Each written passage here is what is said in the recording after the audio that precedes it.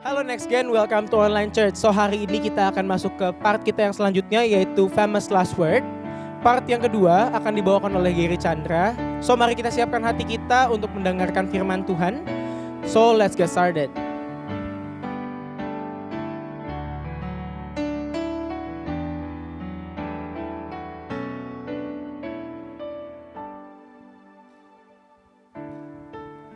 Are you hurting and broken within?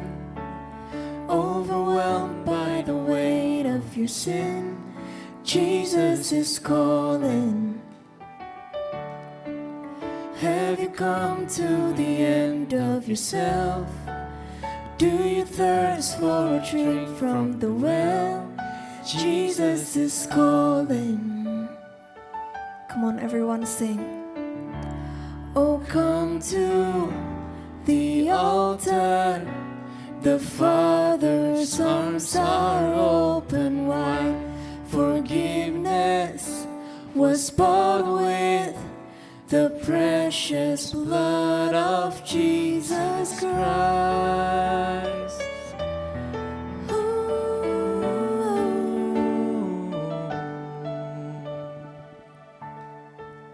Leave behind your regrets and mistakes. Come the day, there's no reason to wait. Jesus is calling. Oh, bring your sorrows, trade them for joy. From the ashes, a new life is born. Jesus is calling. He's calling. Oh, come to the altar. The Father's arms are open wide. Forgiveness was bought with the precious blood of Jesus Christ. Oh, come to the altar. The Father's arms are open wide. Forgiveness was bought with the precious blood of Jesus Christ. Oh, Jesus. Come on, sing, oh, what a Savior. Oh, what a Savior. Isn't He wonderful? Sing hallelujah. Christ is risen. Yes. Bow down before Him, for He is wonderful. Sing hallelujah. Christ is risen. Come on, sing it one more time. Oh, what a Savior. Isn't He wonderful? Sing hallelujah. Christ is risen. Yes, He's risen. Bow down before Him, for He is wonderful. Sing hallelujah. Christ is risen. Come on, sing. Oh, come to the altar. The Father's arms are open wide. Forgiveness was bought with the precious blood of Jesus Christ. Oh, come to the altar. The Father's arms are open wide. Forgiveness was bought with the precious blood of Jesus Christ. Oh, we sing hallelujah, for You are the risen King. Oh, Jesus, Jesus.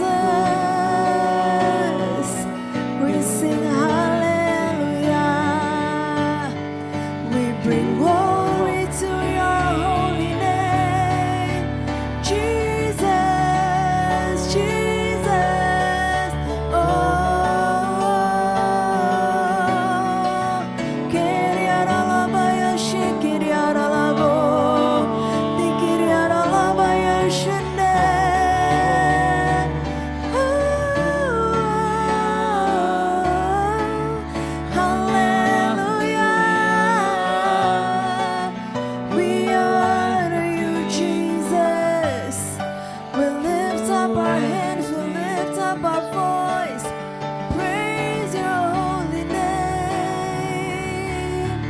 Isn't he wonderful? Yes, Jesus. Kyrie Alabayashane.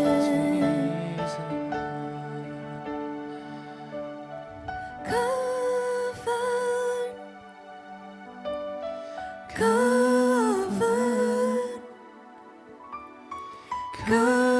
covered by your grace.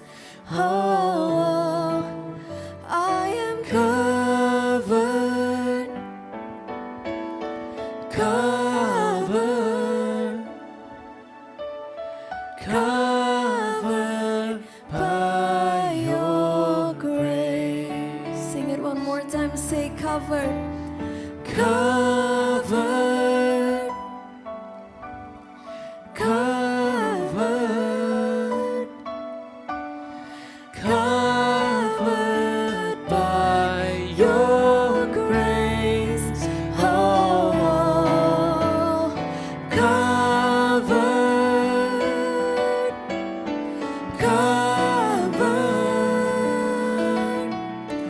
covered by your grace. No matter what I've done, no matter where I've been, no matter how I fall, you pick me up again. You have removed my shame. You take me as I am. You call me justified. Now I am covered by, no matter what I've done. No matter where Yes, I've been, Jesus. No matter how I fall, you pick me up again. You have removed my shame. You take me as I am. You call me justified. Now I am covered by your grace. Oh, oh, oh,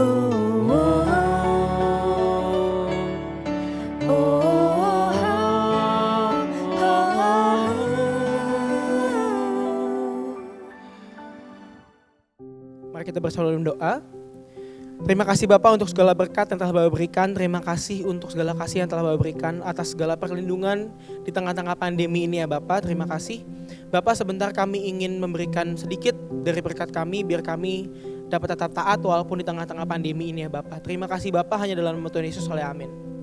Teman-teman, sebentar kita akan memberikan yang terbaik buat Tuhan. Untuk seluruh teman-teman bisa mengirimkannya lewat QR Code yang tertera maupun nomor rekening yang tertera. Mari kita deklarasikan persembahan kita. 1, 2, 3. Pada saat kami membawa persembahan, kami percaya pintu sorga terbuka dan berkat Tuhan dicurahkan. Setiap anak muda diberkati di kampus, marketplace, dan komunitas di mana kami berada. Kami memperoleh hikmat, kecerdasan, perkenanan untuk menjadi anak muda yang kreatif dan mampu menyelesaikan permasalahan yang ada. Perlindungan Tuhan atas hidup kami, keluarga kami, komunitas kami, dan pekerjaan kami sempurna. Menemukan pasangan yang terbaik dari Tuhan. Di tengah-tengah dunia kami menjadi generasi yang relevan yang mampu memberikan pengaruh tanpa kompromi terhadap nilai-nilai yang kami percayai. Dalam nama Yesus. Haleluya. Amin. Ku mengabdikan hidupku sepenuhnya kepada rencanamu. Bentuklah hidupku meskipun tak sesuai keinginanku, tapi biar kehendakmu yang terjadi. Tapi biar kehendak-Mu yang terjadi.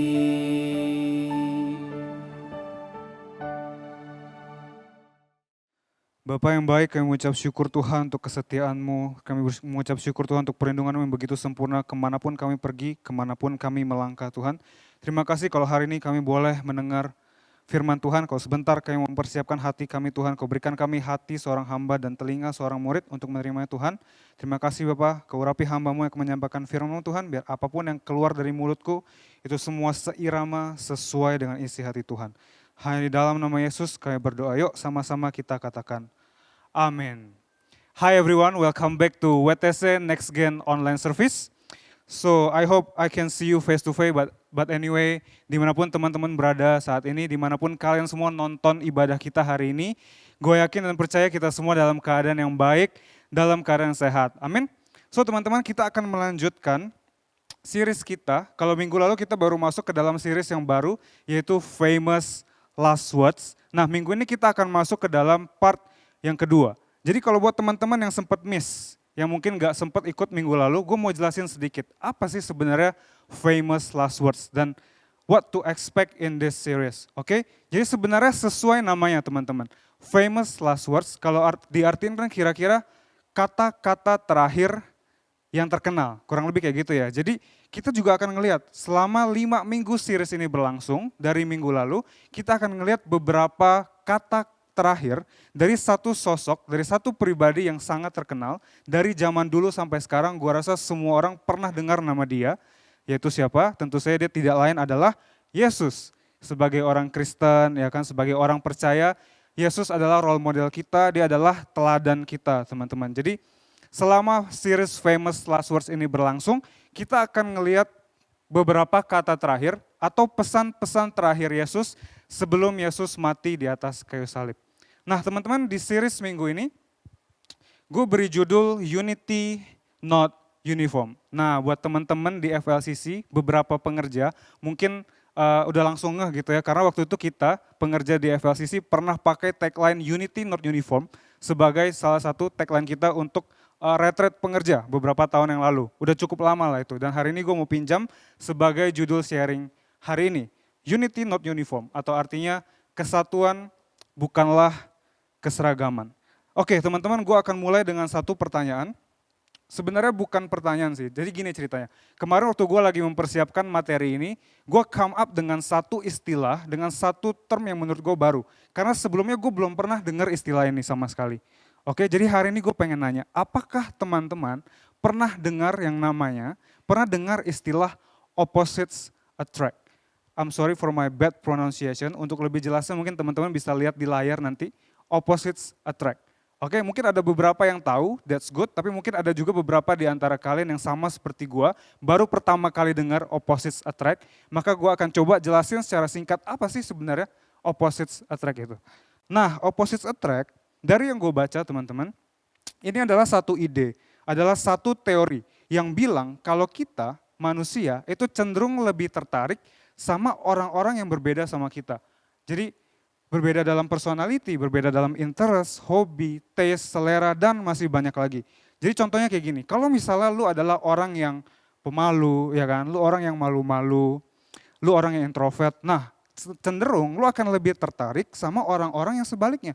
Orang-orang yang life of the party, orang-orang yang extrovert, orang-orang yang free spirit, kurang lebih kayak gitu. Kemudian setelah gue lihat-lihat lebih lagi, ternyata opposites attract ini suka dipakai menjadi plot dari film-film teman-teman. Jadi kalau contoh ekstrimnya mungkin kayak gini. Beberapa contoh ekstrimnya itu bisa kita temukan dalam film Disney. Contohnya Beauty and the Beast, The Little Mermaid, Cinderella. Itu semua filmnya menunjukkan bahwa kayaknya ideal partner itu harus orang-orang yang berbalik sama kita. Maksudnya orang-orang yang berbeda sama kita. Well mungkin ada contoh yang less ekstrim. Tentunya kita tahu ada beberapa film yang kayak misalnya cewek ini orangnya baik-baik banget. Cewek yang baik-baik banget tapi demennya sama cowok-cowok yang agak brengsky gimana gitu kan, bad boy. Nah itu ada tuh. Jadi opposite attract tuh intinya kayak gitu teman-teman. Ide yang bilang kalau kita itu lebih tertarik sama orang-orang yang berbeda sama kita. Nah yang menarik adalah gue baca juga ada sekelompok orang-orang pintar, let's call them a researcher, a scientist, oke? Mereka ngadain studi, mereka ngadain research tentang teori itu dan mereka bilang, mereka punya kesimpulan bahwa teori itu sebenarnya salah. Bahwa dalam kehidupan sebenarnya, dalam kehidupan nyata sebenarnya nggak kayak gitu teman-teman. Mereka bilang justru sebaliknya itu lebih benar.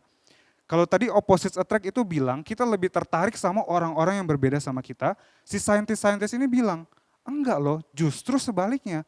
Justru kita itu akan lebih tertarik sama orang-orang yang mirip sama kita. Kita akan lebih senang untuk ngabisin waktu. We like to spend time with people who are more like us, not less like us. Nah teman-teman waktu gue baca statement ini gue langsung setuju. Kenapa? Karena selama ini gue hidup, selama 20 tahun lebih gue hidup, belum pernah sekalipun gue ketemu nih, misalnya ada sekelompok orang lagi ngobrol gitu kan, mereka ngomongin hal yang beda-beda. Can you imagine kalau misalnya dalam satu kelompok lagi ngobrol, ada satu yang bilang, lu kemarin nonton gak Derby Manchester misalnya, MU lawan City, gila lu harus lihat gol Aguero kemarin, comebacknya keren banget bro. Dan yang lain dalam kelompok itu gimana? Mereka nggak ngerti, mereka nggak tertarik dan instead mereka melanjutkan ke topik yang lain. Oh iya, gue nonton comeback juga tuh, tapi comebacknya Blackpink misalnya, gue nggak tahu dan nggak nyambung. Pernah nggak? Ya mungkin pernah, tapi jarang banget. Bahkan gue nggak pernah inget pernah ketemu orang-orang kayak gitu. Tapi justru sebaliknya, gue lebih sering ketemu sama orang-orang, misalnya cewek-cewek lagi ngumpul, ngomongin drama, ya kan? Kemarin udah nonton belum drama episode terbaru? Gila si Lee Min, ganteng banget. Lo harus lihat. Terus ada cewek lain yang datang nyambung, ya. Dan yang lain datang lagi. Dan akhirnya pembicaraan itu semakin tidak terkontrol gitu kan, semakin berapi-api. Nah, so the point is we are more connected to people with similar interests, with similar personality, with similar ideas. Kita itu lebih nyambung, kita tuh lebih gampang buat nyambung sama orang-orang yang punya kemiripan sama kita. Oke, kalau dalam hal tadi itu kan berarti contohnya dalam hal interest, hobi. Kalau misalnya dalam hal lain kayak gimana? Gue punya teman, jadi ini ceritanya teman gue punya teman. Jadi mereka tuh waktu itu baru masuk kuliah. Nah di awal-awal kuliah teman gue nih ngeliat temennya sering keluar, sering jalan bareng, sering main bareng sama satu geng lah intinya. Terus semakin kesini dia tuh ngeliat kok udah makin jarang, udah gak pernah pergi lagi. Akhirnya dia iseng, dia nanya, bro, kenapa sih lu udah jarang main lagi sama mereka? Kata dia gitu. Dan dia jawab, enggak lah, gue susah main sama mereka. Mereka kalau sebulan itu bisa beli sepatu 2-3 kali. Dan lu tahu nggak harga sepatunya mereka itu bisa bayar uang semesteran kita. Katanya kayak gitu. So jadi dari cerita kisahnya teman gue ini, kita bisa lihat teman-teman, kalau kita ternyata bukan cuma tertarik sama orang-orang yang mirip sama kita, tapi tanpa kita sadari, atau mungkin kita sadari, kita tuh cenderung untuk menjauhi orang-orang yang berbeda sama kita. So the first point that we have to note today is, we like people who see the world like we do. Kita tuh lebih suka sama orang-orang yang ngelihat dunia, cara mereka memandang dunia itu mirip atau sama kayak kita memandang dunia. Kenapa? Karena kita tuh sebagai manusia lebih cenderung suka untuk divalidasi. Ya enggak, kalau kita lagi ngeluarin pendapat, kita lagi ngomongin satu ide, cenderung kita itu lebih suka untuk orang-orang di sekitar kita bilang, iya, I agree with you, gue setuju sama lu. Dibandingkan sebaliknya, kalau kita lagi ngomongin satu ide, kita lagi ngungkapin satu pendapat, terus kita dicekal, kita dibantah, kita direndahkan, itu kita gak suka.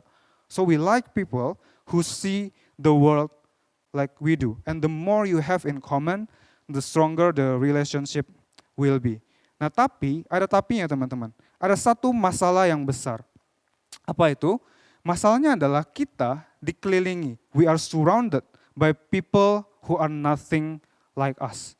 Kita tuh dikelilingi sama orang-orang yang jauh sama sekali berbeda sama kita. Gak peduli dimanapun lu berada, gak peduli lu sekarang di mana, di sekolah, di kampus, di kantor, di gereja bahkan, atau bahkan di rumah lu sendiri, atau di keluarga lu sendiri. Lu tuh dikelilingi sama orang-orang yang jauh sama sekali berbeda sama lu. Oke, orang-orang ini punya pendapat yang sama sekali berbeda sama lu. Orang-orang ini punya pandangan, cara mereka nyelesain masalah itu beda sama lu. Cara mereka ngelihat dunia itu beda. Cara mereka menghidupi sesuatu itu beda. Kalau mereka mandang hidup tuh harusnya kayak gini loh. Tapi lu punya pendapat yang sama sekali berbeda sama mereka. Oke, contohnya kayak gini teman-teman. Mungkin lu sekarang punya satu ide yang menurut lu brilian. Iya kan? Lu tahu kalau ini adalah satu kesempatan yang bagus buat gue untuk melakukan ini sekarang. Terus waktu lu coba cerita ke orang tua lu, respon mereka kayak gimana? Ya ampun anak gua, ngapain lagi sih? Lu buang-buang waktu, ngapain lagi? Kayak gak ada kerjaan lain aja. Mending lu kayak gini. Dan lu tahu seberapa hebatnya, seberapa berusahanya lu jelasin itu ke mereka, lu tahu mereka gak akan ngerti. Oke? Pernah gak kayak gitu? Atau pernah gak lihat temen yang kayak gitu? Atau contoh lainnya yang mungkin lebih relevan adalah, gini teman-teman, siapa sih yang gak pernah kerja kelompok di sini? Dimanapun pasti pernah kerja kelompok, di sekolah, kantor, gereja, kantor bahkan, ya kan? Di kampus semua pernah kerja kelompok. Let's say kelompoknya ada 4-5 orang. Dan itu beda-beda semua. Ada yang pengen desainnya kayak gini, ada yang pengen metodenya kayak gini, ada yang pengen timelinenya kita kayak gini aja. Dan ada juga yang nggak peduli. Iya kan? Dan kita tahu kalau misalnya kita nggak bisa handle perbedaan-perbedaan yang ada, kita tahu akhirnya itu jadinya kayak gimana. Kita tahu tugas itu atau project itu atau apapun itu pasti ujung-ujungnya bakal hancur berantakan. So, just like having stuff in common make it easier to connect, differences make it more difficult. Kalau tadi kita udah bilang bahwa kesamaan-kesamaan kita, kemiripan-kemiripan kita lah yang bikin kita untuk lebih gampang nyambung, lebih mudah untuk connect sama orang, sebaliknya pun berlaku teman-teman. Perbedaan-perbedaan yang ada itu bakal bikin kita untuk lebih susah untuk connect, untuk nyambung sama orang-orang di sekitar kita. Nah, tapi hari ini yang harus kita terima, yang harus kita ketahui adalah when we work together with other people, there are going to be differences. Kita harus terima ini kemanapun. Ketika kita kerja bareng orang lain, ketika kita sama-sama orang lain, there are going to be differences. Akan ada perbedaan-perbedaan teman-teman, dan kita nggak bisa menghindari itu. Gue rasa nggak ada satupun orang di dunia ini yang kemanapun dia pergi, ya kan, kemanapun dia melangkah, dia ketemunya orang yang mirip-mirip sama dia. Rasanya semua orang tuh pasti dukung dia, pasti support dia. Well, it would be nice, it would be beautiful. But I'm sorry, the reality is not like that. It's not going to happen. Realitinya adalah kita akan expect bahwa kita ketemu orang-orang yang berbeda, bahkan jauh sama sekali berbeda dengan kita. Dan tahu nggak teman-teman, kalau cara kita handle perbedaan itu akan menentukan performance kita di kelompok itu. Misalnya kayak tadi kerja kelompok. Kalau kita bisa handle perbedaan-perbedaan yang ada, tentunya kita bisa bikin project itu berhasil. Dan bahkan mungkin sangat-sangat berhasil, sangat-sangat bagus. Tapi sebaliknya, kalau kita nggak bisa handle perbedaan-perbedaan yang ada, ya kan, pasti akan ada banyak argumen, banyak berantem-berantem yang nggak jelas. Masalah kecil bisa jadi gede, banyak drama-drama nggak jelas. Atau kalau boleh gue sederhanakan, differences can lead to disunity. And why is disunity such a big deal? The answer is because disunity will derail you. Nah, perhatiin kata yang dipakai di sini adalah derail, teman-teman.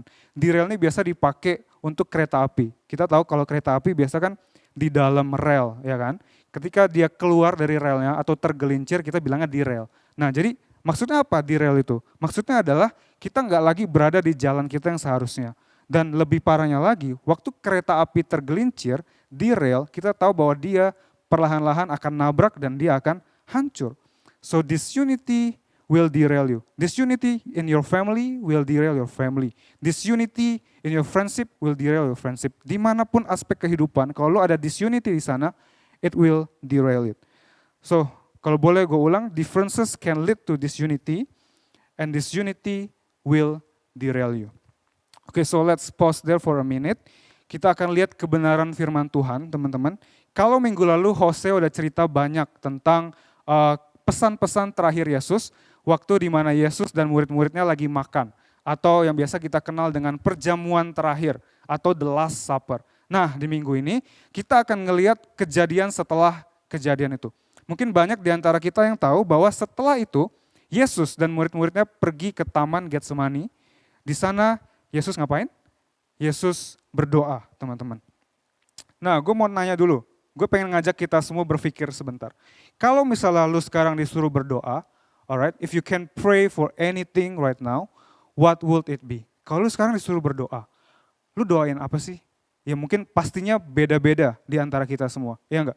Gue nggak tahu apakah sekarang lagi zamannya ujian, ya enggak? Atau mungkin lagi liburan, gue nggak tahu. Tapi Kalau misalnya biasa di zaman-zaman ujian gitu kan, kita pasti akan bawa itu ke dalam doa kita. Kayak misalnya teman-teman yang SMA, Tuhan berikan aku hikmat, kepintaran supaya ketika aku kerjain matematika besok hasilnya bisa bagus, pas bagi raport bisa kasih lihat mama, papa, supaya apa yang dijanjikan mereka, HP baru kah, laptop baru kah, itu semua bisa aku terima gitu kan. Atau mungkin teman-teman di kuliah juga, Tuhan tolong Tuhan, gue gak ngerti sedikit pun dari awal nih kelas tuh dosen ngomong apa. C minus aja Tuhan, gue udah bersyukur banget. Atau apapun itu. Mungkin ada juga yang doa untuk mobil baru, untuk rumah yang baru, untuk teman-teman yang mau nikah mungkin, berdoa untuk vendor yang terbaik Tuhan sediakan Tuhan. Pokoknya yang terbaik aku minta sama Tuhan. Atau mungkin doa kalian lebih desperate, lebih tentang aku rindu Tuhan, keluargaku dipulihkan Tuhan. Aku rindu supaya omku, tanteku, temanku, penyakitnya Engkau sembuhkan Tuhan. Macam-macam, gue gak tahu itu. Setiap orang pasti beda-beda.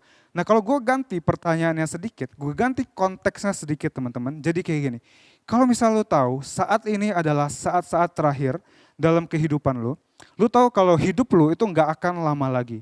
Oke, so let's imagine like that. Pertanyaannya adalah apa yang mau lu doakan di saat-saat terakhir dalam hidup lu? What would your final prayer be? Oke, gua rasa kita semua setuju kalau pertanyaan yang kedua ini otomatis berubah jadi lebih susah untuk dijawab dari pertanyaan yang pertama. Dan gue yakin jawaban kalian di pertanyaan pertama tadi akan beda sama pertanyaan yang kedua. Iya enggak? Kenapa? Kenapa kayak gitu? Karena kita tahu waktu kita udah gak lama lagi, kita udah gak punya waktu yang banyak lagi, because time is short, there's a sense of urgency. Iya enggak? Jadinya kita pengen apa yang kita ucapkan, apa yang kita doakan itu yang paling penting buat kita. Betul? Gua rasa di saat-saat terakhir dalam hidup kita nggak mungkin doa Tuhan minta pacar dong supaya nanti kalau ke prom aku ada gandengan. Atau nggak mungkin juga gua rasa waktu di penghujung hidup kita gitu ya, kita doain untuk Tuhan, at least aku pengen nyetir Ferrari dong. Ya kan nggak mungkin. Gua rasa standarnya pasti akan jauh lebih tinggi dibandingkan dengan doa-doa yang biasa kita naikkan sama Tuhan. Nah hari ini teman-teman, kita pengen lihat Yesus itu doain apa sih di waktu-waktu kayak gitu. Jadi ketika Yesus tahu kalau waktu di dunianya udah gak lama lagi, dia tahu kalau sebentar lagi dia akan ditangkap, disiksa, dia akan mati di atas kayu salib. Yesus itu pakai kesempatan untuk doa yang mungkin kesempatan doa terakhir kalinya untuk doain apa sih. Nah kita akan lihat hari ini. Langsung aja akan kita baca di dalam Yohanes, kitab Yohanes 17. Teman-teman, gue akan bacakan dalam New Living Translation. Yohanes 17 ayat yang ke-20, dikatakan, I am praying not only for these disciples, but also for all who will ever believe in me through their message. Ini adalah pembukaannya teman-teman. Pembukaan doanya Yesus tuh kayak gini, dia bilang, aku gak doain untuk murid-murid ini aja, kata dia. Tapi aku berdoa untuk semua orang yang akan percaya sama aku. Siapakah orang itu? That's you and that's me. Itu adalah kita teman-teman. Jadi di saat-saat terakhir dalam kehidupan Yesus, Yesus tuh pilih untuk doain lu, untuk doain gua. Dia pilih untuk doain kita. Nah kita lihat di ayat selanjutnya, apa sih isinya? Ayat yang ke-21a, I pray that they will be one. Just as you and I are one, as you are in me, Father, and I am in you. Jadi kita bisa lihat teman-teman, di saat-saat terakhir dalam kehidupan Yesus, dia pilih untuk doain kita, dia pilih untuk doain lu sama gua, sama orang-orang percaya lainnya, supaya kita bisa menjadi apa? Supaya kita bisa jadi satu. I pray that they will be one.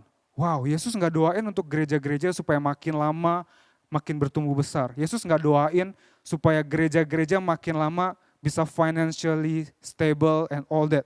Yesus gak doain supaya gereja-gereja bisa makin kaya. Yesus gak doain kalau kita sebagai orang Kristen, sebagai orang percaya, kita akan selalu menang debat untuk lawan orang-orang ateis mungkin. Yesus gak doain itu. Well, maybe that's important, I know. But remember, it's not what Jesus prayed for. Tapi instead, Yesus doain kita, Yesus doain lu sama gua, sama orang-orang lain yang percaya untuk kita bisa united, kita bisa unified. Dan apa sih artinya united? Unified itu artinya kita bisa bekerja sama-sama teman-teman, kita bisa support each other, kita bisa encourage each other, we fight for each other, we pray for each other. Oke? Dan yang terpenting adalah nggak peduli seberapa bedanya kita. So unity not uniform teman-teman, untuk jadi satu Kita nggak perlu seragam, kita nggak perlu sama. Untuk jadi satu, kita nggak perlu semuanya mirip teman-teman. Justru untuk jadi satu, kita harus menerima semua perbedaan yang ada. Oke, so why is that kind of unity such a big deal? Kenapa sih unity itu begitu penting, teman-teman? Nah, kalau tadi kita udah bilang, this unity will derail you, right? This unity in your family will derail your family. Sama halnya dengan gereja, teman-teman. This unity in church will derail the church. Dan kita tahu hari-hari ini, teman-teman, gereja semakin lama semakin bertumbuh dengan besar. That's a good thing, tapi yang harus kita ingat juga bahwa seiring bertambah besarnya gereja, akan semakin besar pula celahnya atau ruangnya untuk timbul argumen-argumen dan perbedaan-perbedaan, teman-teman. Dan seperti yang kita ketahui tadi, kalau misalnya kita nggak bisa handle perbedaan itu dengan baik, apa yang terjadi? Itu akan menghancurkan kita pelan-pelan. Nah, tapi Yesus juga ngasih tahu hari ini ada hal lain. Kenapa sih unity begitu penting? Kita bisa tahu jawabannya dari ayat yang terakhir yang akan kita baca hari ini. Di 23b dikatakan, may they experience such perfect unity that the world will know that you sent me and that you love them as much as you love me. Jadi Yesus bilang kalau kita punya unity, orang-orang lain, orang-orang di dunia ini akan tahu kalau Tuhan itu udah mengirim Yesus. Maksudnya apa? Bahasa gampangnya adalah Yesus bilang, cara kita treat each other, cara kita memperlakukan orang lain, teman-teman, itu akan mempengaruhi apakah orang-orang di luar sana akan percaya sama Yesus atau enggak. So our unity will make his message more believable, and otherwise our disunity will cause disbelief. Wow, ketika gue tahu ini teman-teman, gue langsung mikir kalau kita punya peran yang jauh lebih besar dari yang selama ini kita pikirin. Iya kan?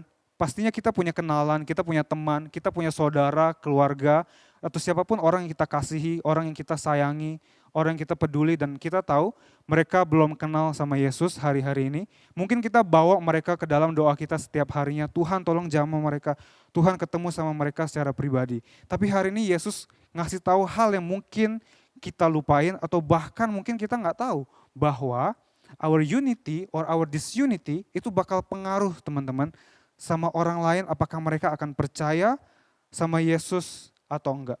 So the next question might be, how do we become more unified? Kalau gitu gimana dong cara kita supaya bisa lebih bersatu? Gimana cara kita biar bisa lebih united, teman-teman? Nah, manusia itu cenderung lebih fokus sama perbedaan-perbedaan, teman-teman. And it's normal. Sama halnya gue juga begitu, teman-teman. Coba kalian pikirin kalau misalnya teman lu di gereja, oke, teman sepelayanan lu atau mungkin mentor lu, mereka annoying, mereka intimidating, atau bahkan mereka nggak ngelakuin apa-apa yang salah, they just behave differently than you.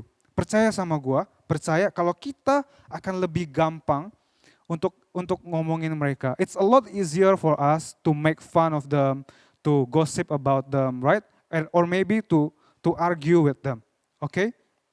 Jadi karena itu semua terjadi karena all of us are more prone to focus on our differences than our similarities. Kita lebih fokus sama perbedaan-perbedaan kita dibandingkan sama kesamaan kita, teman-teman.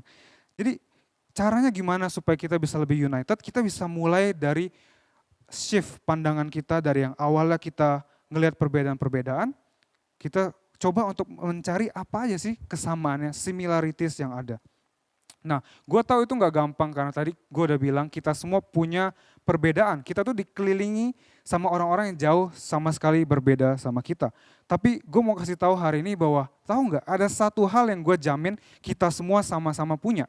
Yaitu apa? Yaitu our love for Jesus. Cinta kita sama Tuhan, kasih kita sama Yesus. Dan gue rasa kalau kita punya satu hal ini aja yang sama, gue rasa semua hal yang berbeda itu akan jadi lebih less signifikan, akan jadi lebih gak berarti, teman-teman. Oke, so pertanyaan selanjutnya adalah kalau gitu siapa dong yang bertugas, siapa yang bertanggung jawab, who is responsible untuk promote unity? Siapa yang harus mulai supaya gereja-gereja atau kelompok orang percaya itu bisa punya unity? Apakah mentor lu, apakah WL, apakah pastor lu, apakah orang-orang yang pelayanan di depan yang suka khotbah? No, teman-teman, jawabannya tuh jauh lebih simple. Jawabannya adalah That's you and that's me. That's our job to promote unity in our community. Because unity starts with you, teman-teman. Karena kita nggak bisa ngontrol apa yang orang lain lakukan. Yang bisa kita lakukan adalah mengontrol apa yang akan kita lakukan. Apa yang diri kita sendiri akan lakukan. So remember, unity starts with you. Gimana caranya? Ada banyak cara, teman-teman. Bisa kita mulai dari hal yang menurut gue paling simple dulu. Kita bisa lihat di mentoring kita, ya kan, small group kita. Kalau lu lupa siapa teman-teman kita, lu coba buka grup kalian scroll siapa aja sih membernya, siapa aja sih orang-orangnya, terus kalian lihat, ada nggak orang di dalam situ yang mungkin you find annoying, you find intimidating, atau mungkin lu pernah punya masalah, histori sama mereka dan sampai sekarang lu selek atau lu nggak terlalu baik sama dia, ada nggak? Kita bisa mulai dari situ teman-teman, relationship with your small group. Kemudian kalau itu udah beres, kita bisa lihat lagi ke lingkup yang lebih besar, about how you talk about people from our church. Apakah lu suka ngomongin orang di gereja lu, suka gosipin pastor lu mungkin, suka gosipin orang-orang yang pelayanan mungkin? Ingat teman-teman, bukan masalah, mungkin lu bisa bilang, gue bercanda, ya udahlah, gue nggak ada maksud apa-apa juga. Atau mungkin mereka nggak pernah dengar kok, it's okay lah, nggak ada yang sakit hati. Tapi Yesus hari ini bilang, bukan masalah mereka dengar apa enggak, bukan masalah mereka sakit hati apa enggak, bukan masalah lu bercanda apa enggak teman-teman. Tapi ingat, apapun yang kita lakukan sama orang lain, yang ngelihat adalah orang-orang di luar sana. Oke, dunia yang ngelihat, dan ingat apa yang mereka lihat itu bisa mempengaruhi pandangan mereka terhadap Yesus dan ujung-ujungnya akan mempengaruhi keputusan mereka. Apakah mereka mau percaya atau enggak sama Yesus. Oke, so sebelum menutup teman-teman, gue mau bilang kalau ini bukanlah hal yang mudah. It's not easy. Dan bahkan gue bisa bilang ini adalah hal yang sangat-sangat sulit teman-teman. That's why Yesus itu bawa ini ke dalam doa dia yang terakhir. Ya kan? Karena Yesus tahu bahwa ini adalah hal yang sulit untuk dilakukan. Gua rasa Yesus tahu kalau kita bisa come up with beribu-ribu alasan, kenapa sih kita nggak harus mengasihi dia, kenapa kita nggak harus mencintai dia, kenapa kita nggak harus menerima dia. Yesus tahu kalau kecenderungan kita itu untuk fokus sama perbedaan-perbedaan kita yang ada. Dan kita lebih cenderung untuk membiarkan perbedaan-perbedaan itu untuk memisahkan kita. Teman-teman, that's why Jesus prayed for us during his last time. So teman-teman, sebelum selesai, gue pengen habis ini kita merenungkan beberapa pertanyaan nih teman-teman. Yang pertama adalah how could you today work toward unity? Gimana caranya lu sekarang bisa kerja untuk bisa dapetin unity itu teman-teman.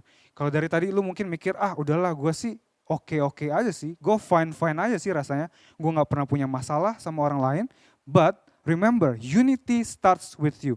Kalau lu sekarang ngelihat gereja-gereja atau kelompok orang-orang percaya masih ada disunity di sana, itu artinya masih ada sesuatu yang bisa lu lakukan teman-teman. So how could you today work toward unity? Yang kedua, how could you pursue unity with your small group? Who could you forgive? Who could you celebrate? Dan yang terakhir, who could you spend time with who may be different than you? Dan gue rasa hal yang terakhir ini juga cukup sulit.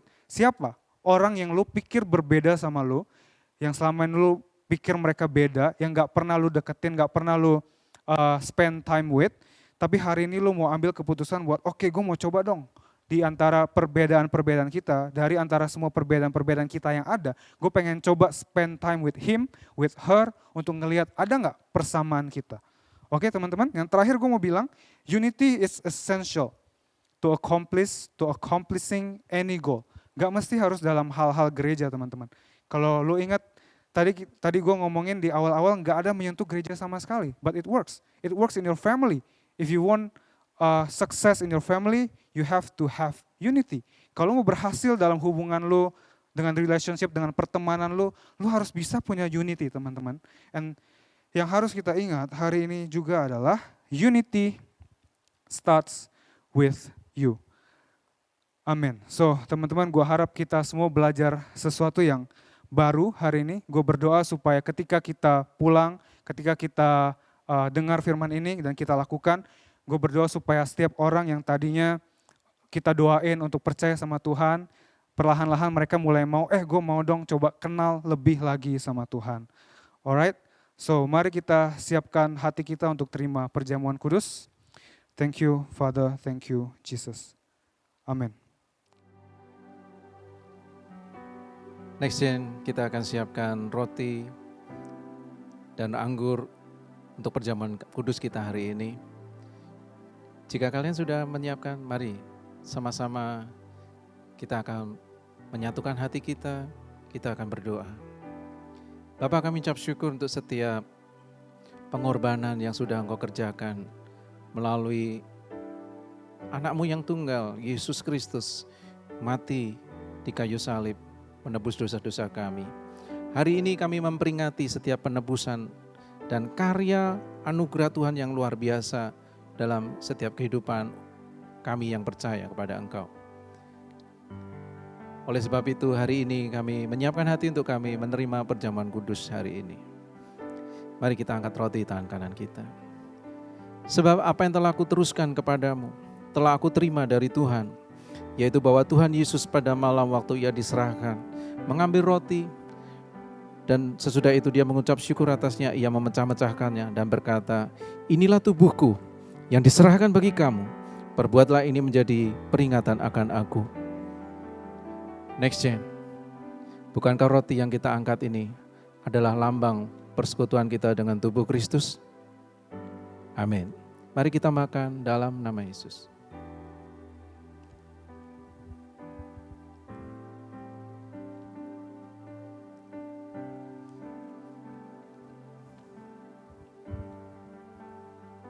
Mari kita angkat cawan di tangan kanan kita.